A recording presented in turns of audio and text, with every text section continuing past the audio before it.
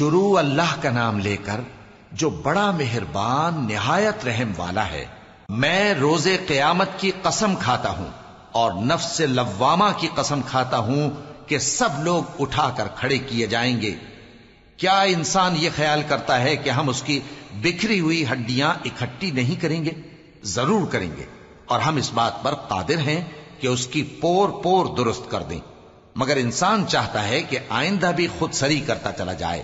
پوچھتا ہے کہ قیامت کا دن کب ہوگا؟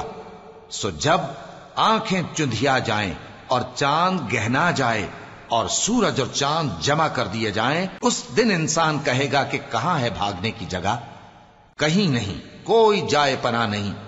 اس روز تمہارے پروردگار ہی کے پاس تمہیں جا ٹھہرنا ہے۔ اس دن انسان کو جو عمل اس نے آگے بھیجے اور جو پیچھے چھوڑے ہوں گے سب بتا دیے جائیں گے، بلکہ انسان آپ اپنا گواہ ہے، اگرچہ عذر و معذرت کرتا رہے۔ اور اے پیغمبر صلی اللہ علیہ وآلہ وسلم، وحی کے پڑھنے کے لیے اپنی زبان کو تیز تیز حرکت نہ دیا کرو کہ اس کو جلد سیکھ لو۔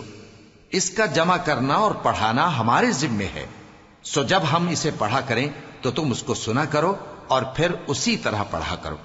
پھر اس کے معانی کا بیان بھی ہمارے ذمے ہے، مگر لوگو تم دنیا کو دوست رکھتے ہو اور آخرت کو چھوڑے دیتے ہو۔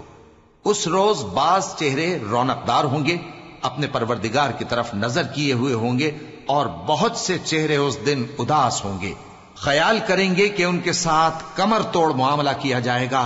ہاں، جب جان گلے تک پہنچ جائے اور لوگ کہنے لگیں اس وقت کون جھاڑ پھونک کرنے والا ہے، اور اس جاں بلب نے سمجھا کہ اب جدائی کا وقت ہے اور پنڈلی سے پنڈلی لپٹ جائے، اس دن تجھ کو اپنے پروردگار کی طرف کھینچے چلے چلنا ہے۔ پھر ایسے مغرور نے نہ تو پیغمبر صلی اللہ علیہ وآلہ وسلم کو سچا جانا اور نہ نماز پڑھی، لیکن جھٹلایا اور منہ پھیر لیا، پھر اپنے گھر والوں کے پاس اکڑتا ہوا چل دیا۔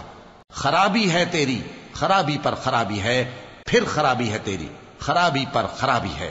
کیا انسان یہ خیال کرتا ہے کہ اسے یوں ہی چھوڑ دیا جائے گا؟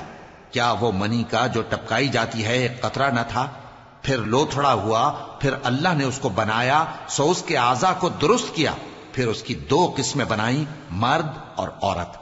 کیا اس کو اس بات پر قدرت نہیں کہ مردوں کو زندہ کر دے؟